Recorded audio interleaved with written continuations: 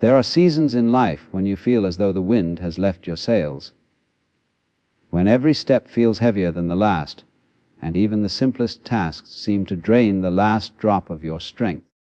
But this is not the end of your journey, it is simply the ebb of the tide. Just as the ocean withdraws before it returns with greater force, your soul, too, has its rhythms. Feeling empty does not mean you are broken, it means you are being prepared. For in the pause, in the stillness, God is weaving a renewal far greater than you can imagine. Life, in its vast and intricate design, moves in patterns, and if you look closely enough, you will see it is never static. It swells and falls, like the ocean's tides, like the rise and fall of the breath you take without thinking. And yet, when we are in the midst of the falling, in the low tide of our own energy, it can feel as though something has gone terribly wrong. You feel drained, worn out, as if life has somehow lost its color and vitality. But here's the truth that often escapes us in those moments. This rhythm is part of the very structure of life itself. You cannot always be in a season of harvest.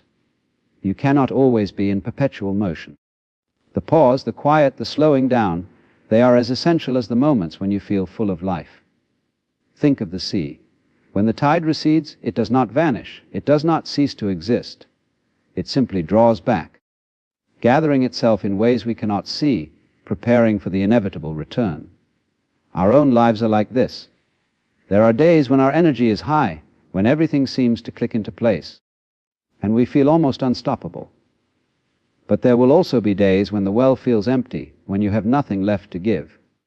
This is not a flaw in your design, it is the design. The problem is that we often mistake the ebb for a permanent state, when in truth, it is just one part of the cycle. The difficulty comes from our tendency to demand constant forward motion from ourselves. In our modern world, we've been taught that to stop is to fail, that to rest is to fall behind. But nature itself contradicts this belief. Trees do not grow leaves in the dead of winter. Rivers slow in the drought season. Even the heart, the very center of life within you, has a rhythm, pushing blood forward, then allowing a moment of release before it beats again. Why, then, should we expect ourselves to live without a pause? Why should we think that being drained is a sign of weakness, rather than a sign that it's time to let the rhythm work as it was meant to? When you feel exhausted, it is not a punishment. It is not evidence that you are unworthy or incapable. It is simply life's way of telling you to let go of the frantic need to push forward on your own strength. It's an invitation to notice the beauty of the moment you are in, even if that moment feels still and silent.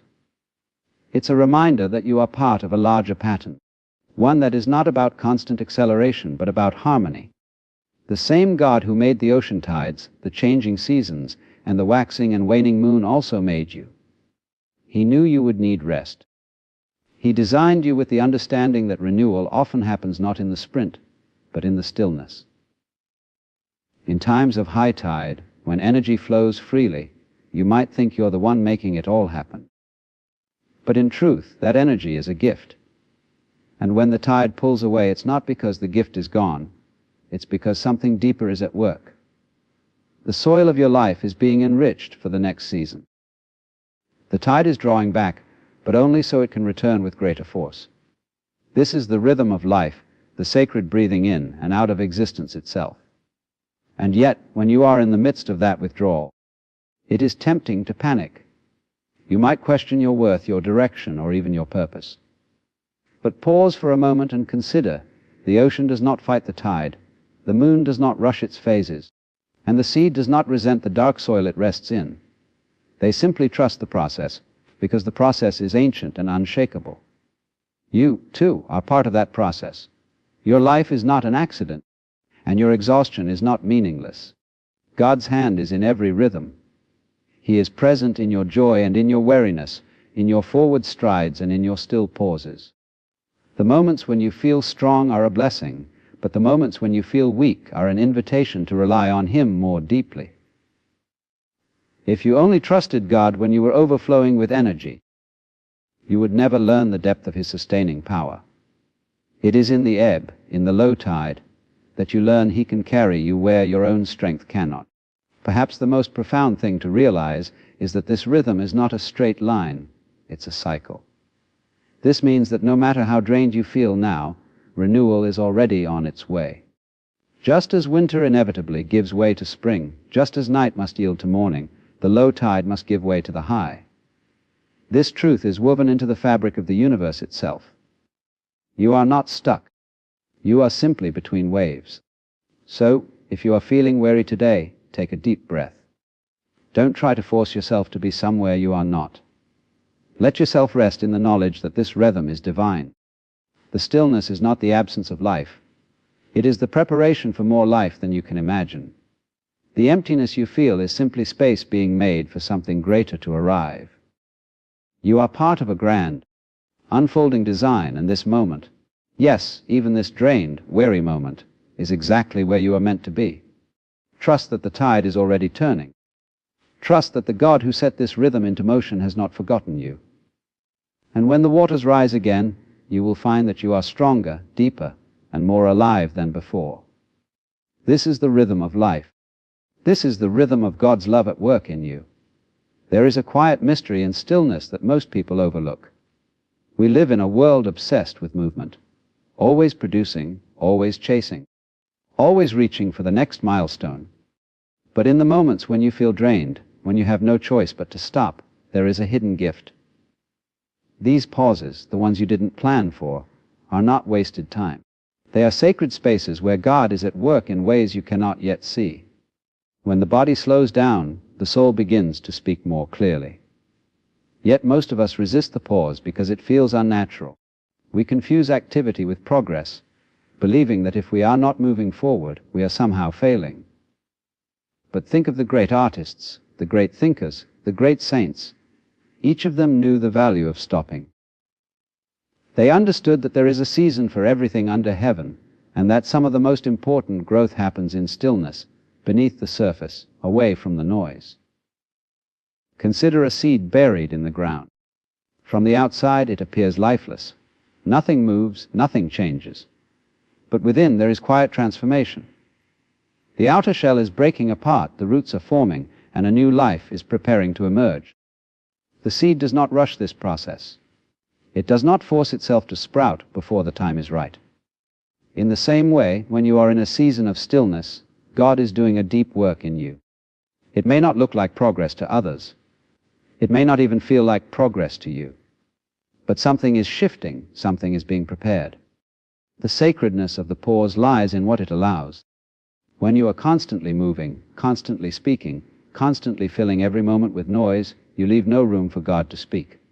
But in stillness, the clutter begins to fall away. Your mind, once crowded with demands and worries, starts to quiet. Your heart, once racing, starts to beat in a steady rhythm again. And in that quiet space, you become more aware of God's presence, not because He wasn't there before, but because now you can finally hear Him. Think about how the ocean works. The waves crash with power, then retreat in silence before gathering again. Without that retreat, the next wave would have no strength. Life works the same way. Without moments of stillness, you cannot sustain moments of action. Without silence, your words lose meaning. Without rest, your strength will fade. The pause is not an interruption in your life. It is part of the life itself. But here's what makes it sacred. God does His most transformative work in these pauses. When you stop striving, stop forcing, and stop pretending to be strong, you create space for His strength to fill you. It is when your hands are empty that He can place something new in them. It is when your heart is open and still that He can pour His peace into you. You do not have to make this happen. You do not have to plan it or push for it. You simply have to allow it. Many people fear stillness because it exposes what they have been avoiding. In the quiet, you can no longer hide from your doubts, your wounds, or your fears. But this is exactly why God calls you into it, because only in stillness can those hidden places be healed. If you keep running, you carry the same burdens with you, no matter how far you go. But in the pause, God invites you to lay them down. And perhaps that is why being drained can be a blessing in disguise. You would not choose it for yourself, but it forces you to slow down, to rest, to stop relying solely on your own strength. In this way, exhaustion becomes the doorway to renewal. You are not failing by resting. You are cooperating with the rhythm God set for you. Think of the moments in Scripture when God met his people in stillness. Elijah heard God not in the wind, not in the earthquake, not in the fire, but in the gentle whisper. The Israelites, facing the Red Sea, were told to be still and see the salvation of the Lord. Even Jesus often withdrew to quiet places to pray, away from the crowds, away from the demands. If stillness was sacred for them, why would it be any less sacred for you? The pause is also where you regain perspective. When you are caught up in endless motion, problems can feel larger than they really are. Stillness allows you to step back, to see the bigger picture, to remember what truly matters. It reminds you that your worth is not measured by your productivity. You are valuable not because of what you do, but because of who you are in God's eyes.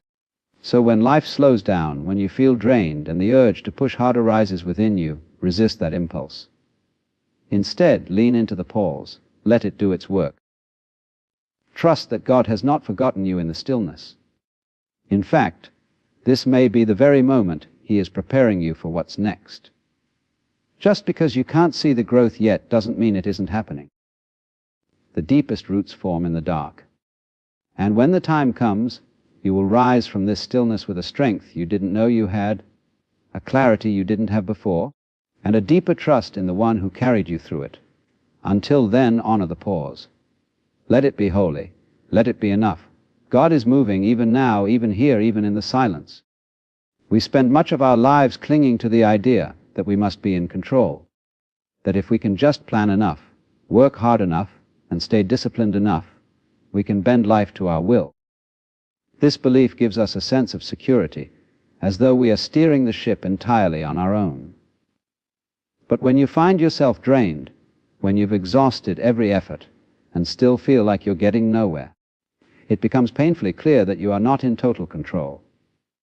And while that realization can be unsettling, it can also be deeply freeing. Letting go of control is not the same as giving up. It is a conscious surrender, a choice to acknowledge that there are forces at work far greater than your own strength, and that God's wisdom is infinitely higher than your own understanding. The problem is, we often only come to this point when our energy runs out. When everything we've been holding together begins to slip through our fingers, we have no choice but to release our grip. And in that release, something beautiful happens. God takes the helm. Think of the way a river moves. You can try to fight against its current, paddling furiously in the opposite direction. But all you do is exhaust yourself. Or you can turn your boat to move with the flow, allowing the river to carry you where it will. In the same way, life has a current. God has a direction for you, and it may not match the one you've been trying to force. When you surrender to His flow, you find that life begins to feel less like a battle and more like a journey. But surrendering control requires trust, a trust that doesn't come naturally to most of us. We've been taught to rely on our own understanding, to make things happen through sheer willpower. We've been told that we are the authors of our destiny. And while there is truth in the idea that we must act, there is also a deeper truth. We are co-authors, not sole authors. God writes the larger story. We are invited to play our part, but we are not responsible for orchestrating every detail. When you release the illusion of control, you make space for God to do what only He can do. You no longer spend your energy on things you cannot change, and you begin to focus on what is truly within your power. Your attitude, your faith, your willingness to listen and respond to God's leading. This shift changes everything. Instead of seeing challenges as personal failures, you begin to see them as part of a greater unfolding. Instead of measuring success by your own timeline, you begin to trust that things will happen in the right time, in the right way. There is a deep peace that comes from this surrender. Imagine carrying a heavy load for miles, believing it is your sole responsibility to bear it, only to discover that there is someone walking beside you, ready to take it from your shoulders. That moment of relief, that breath you didn't realize you were holding, that is what it feels like to hand your burdens over to God. You don't have to figure out every step. You don't have to hold every answer. You simply have to trust that He knows the way. This does not mean you stop moving. It means you stop forcing.